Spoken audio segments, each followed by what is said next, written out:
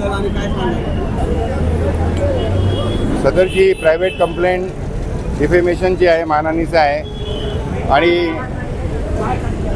आज जे मॅटर आहे हिअरिंगसाठी आहे, उलट तपासणीसाठी आहे. अशोक सायकर जे चौकशी अधिकारी आहेत त्यांची आज उलट तपासणी होणार होती, परंतु नुकतेच आपल्या सर्वांना माहिती असेल माननीय शिवराज पाटील चाकूरकर साहेब यांचं देहांत झालं आणि त्यामुळे भारतीय नागरिक सुरक्षा संहितेनुसार फौजदारी केसमध्ये नवीन जामीन देणं बंधनकारक आहे. आणि त्यामुळे आज भिवंडी न्यायालयामध्ये राहुलजींसाठी महाराष्ट्र प्रदेश काँग्रेस कमिटीचे जे प्रेसिडेंट आहेत हर्षवर्धन सकपाळजी, आज त्यांचे आम्ही बेल पेपर्स आम्ही कोर्टामध्ये लावत आहोत. सदरची केस ही जरी 2014ची असली तरी आपलं भिवंडी न्यायालयाचे जे जज आहेत कोळसे साहेब हे जलद गतीने सदरची केस चालवित आहेत.